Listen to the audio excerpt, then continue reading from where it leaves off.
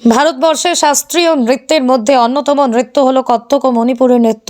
পূর্ব মেদিনীপুর জেলার তমলুক শহরে কত্থক ও মণিপুরের নৃত্যের প্রতি ছেলেমেয়েদের মনোযোগ বাড়াতে ধ্রুপদাঙ্গন আয়োজিত করে ধ্রুপদী নৃত্য উৎসব ও নৃত্য কর্মশালা 26শে ডিসেম্বর থেকে 29শে ডিসেম্বর এই 4 দিন ধরে তমলুকের মহাপ্রভু মন্দিরে অনুষ্ঠিত হয় এই কর্মশালা ও সন্ধ্যাকালীন অনুষ্ঠান। জেলার বিভিন্ন প্রান্ত থেকে আসা প্রায় 100 জন ছাত্রছাত্রীদের নিয়ে কর্মশালা অনুষ্ঠিত হয়। কর্মশালায় নৃত্য প্রশিক্ষণ দেন বিম্বাবতী দেবী, মণিপুরের নৃত্য সন্দীপ মল্লিক, কত্থক নৃত্য এবং মোম গাঙ্গুলি মোহিনী অট্টম নৃত্য।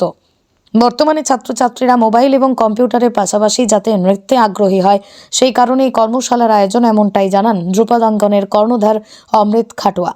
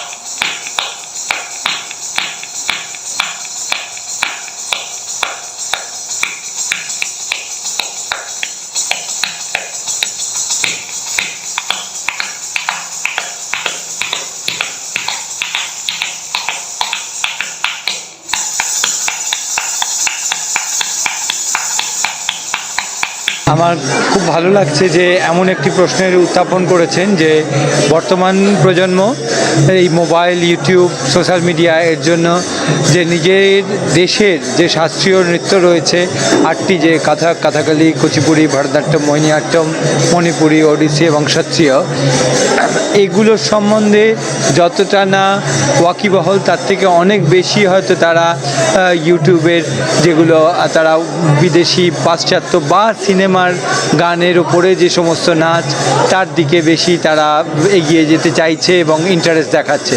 কিন্তু একটা জিনিস বলবো, এটা মনে হয় সবারই জানা আছে যে সঙ্গীত এবং নৃত্য সমস্ত কিছুরই মূল কিন্তু লুকিয়ে রয়েছে শাস্ত্রীয় নৃত্যের মধ্যে। যে কারণে এটা আমি নিজে শুনেছি, আমাদের প্রত্যেকের শ্রদ্ধেয় লতা মঙ্গেশকরজি এবং আশা ভোসলেজি তারা বলতেন যে জীবনের শেষ দিন পর্যন্ত তারা যতই সিনেমার মানে একদম হিট গান গেয়ে থাকুন, তারা কিন্তু রেয়াজ করেছেন সেই সারেগামা মানে এবং শাস্ত্রীয় সঙ্গীতের চর্চা করেছেন। সেই জন্যই কিন্তু তারা আজকে সেই শিখরে পৌঁছতে পেরেছেন। এবং ঠিক সেইভাবেই উদয়শঙ্কর যেটা করেছিলেন আমাদের ভারতীয় সঙ্গীত নৃত্যের, যাকে আমরা প্রাণপুরুষ বলি, যাকে আমাদের ভারতীয় সংস্কৃতির অ্যাম্বাসাডার বলা হয়, তিনি ভারতীয় ধ্রুপদী নৃত্য এবং লোকনৃত্য সেই সঙ্গে পাশ্চাত্য নৃত্যের যে উপস্থাপনা তার উপরে ভিত্তি করে উনি ওনার এই যে নৃত্যধারা তাকে তৈরি করেছিলেন। এবং আমার ব্যক্তিগত অভিজ্ঞতা থেকে বলছি, আমি নিজেও বলি Kathak is a medium of communication, dance is a medium of communication and Kathak is my mother tongue। মানে নৃত্য আমাদের সঙ্গে সকলের একে অপরের সঙ্গে একটা যোগাযোগের এবং আদান প্রদানের মাধ্যম, আর কাথাক হলো আমার মাতৃভাষা। এবং সেই কাথাককে ভিত্তি করেই কিন্তু আজকে আমি সারা পৃথিবীর বিভিন্ন জায়গায় আমি অনুষ্ঠান করছি। এবং শুধু আমি নয়, আমার সঙ্গে আমার ছাত্রছাত্রীরা তারাও এই শাস্ত্রীয় নৃত্যকে নিয়ে কিন্তু তারা এগিয়ে চলছে।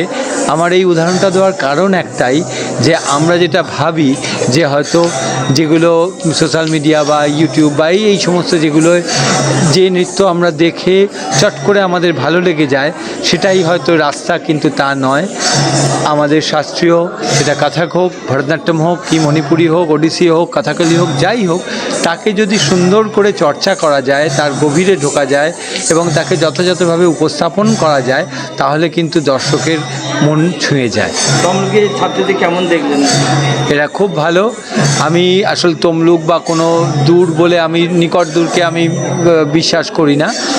এটা একটা অন্তরায় হয় অনেক সময়, কিন্তু যারা নৃত্যকে ভালোবাসে এবং অমৃত এবং এখানে এই অঞ্চলে আরও যারা টিচাররা রয়েছেন তাদের কি বলবো, তাদের গাইডেন্সে এরা যে এগিয়ে চলছে, একে যদি যথাযথভাবে সাধনা করে, প্র্যাকটিস করে, তমলুকের এখান থেকেও হয়তো ভবিষ্যতে অনেক নৃত্যশিল্পী তৈরি হতে পারে। আমি সন্দীপ মল্লিক। বর্তমান প্রজন্ম সোশ্যাল মিডিয়ার মাধ্যমে দেশে যে সমস্ত শাস্ত্রীয় নৃত্য রয়েছে সেগুলোর সম্বন্ধে যতটা না ওয়াকিবহাল, তার থেকে বেশি বিদেশি পাশ্চাত্য বা সিনেমার গানের উপর যে সমস্ত নাচ রয়েছে তার উপর বেশি আগ্রহী হয়েছে। কর্মশালা মূলত আমরা যারা অর্গানাইজ করে তাদের একমাত্রই লক্ষ্য হয় যে সেই বিশেষ যে নৃত্য, সেই নৃত্যের প্রতি আরও ভালোবাসা জন্মানো, কিভাবে সেই ধারাকে তারা নিজের মতন করে শিখতে পারছে, কতটা ভালো লাগছে। যেমন একটা মানুষ যখন ছোট থাকে তখন সব বিষয়ে পড়াশুনো করে, সেরকম নানানভাবে তাদেরকে নৃত্যের বিষয়ে, ধ্রুপদী নৃত্যের ভাবনা তাদেরকে শেখানোর চেষ্টা করা হয়। তারপর তারা তাদের মতন করে নিজেদেরকে তৈরি করে নেয় যে ধ্রুপদী নৃত্যের তাদের কোন দিকে তাদের যাওয়ার ইচ্ছে আছে, সেইভাবে তারা এগিয়ে যায়।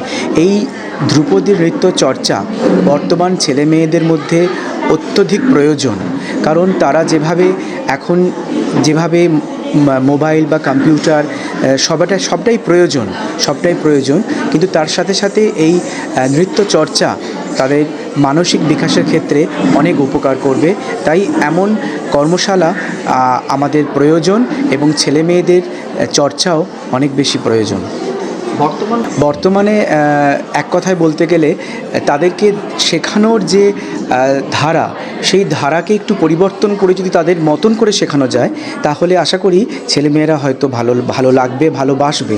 কিন্তু তাদের এখন যে মানসিক, তারা যেভাবে এখন বর্তমান ছেলে মেয়েদের যে চিন্তা ভাবনা, তার সাথে ধ্রুপদী নৃত্য তারা মনে করে যে এটা আমরা হয়তো শিখব না, কিন্তু এর অনেক অধ্যয়ন প্রয়োজন, অনেক অনুশীলন প্রয়োজন, কিন্তু সেটা তাদের এখন সময় নেই হাতে। তাদের পড়াশুনোর চাপ হোক বা অন্যান্য কিছু হোক না কেন, তারা তখন পেরে ওঠে না। কিন্তু কিছু ছেলেমেয়েরা আছে যারা ধ্রুপদী নৃত্য এখনও ভালোবাসে, এখনও করতে চায়, এবং শিক্ষকদের, যারা শিক্ষক বা শিক্ষিকা যারা শেখান, তাদের উপর কিন্তু অনেকটা বড় দায়িত্ব যে ছেলে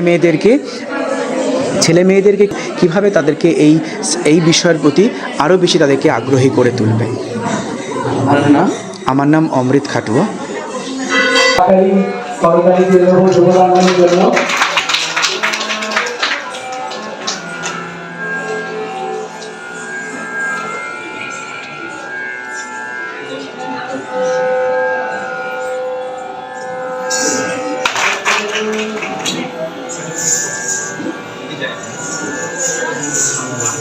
জোরে হাততালি সবার জন্য।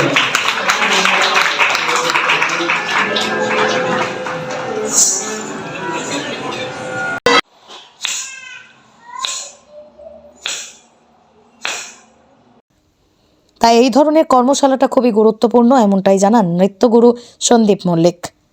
পূর্ব মেদিনীপুর থেকে নিজস্ব প্রতিনিধির রিপোর্ট, আর10 নিউজ বাংলা।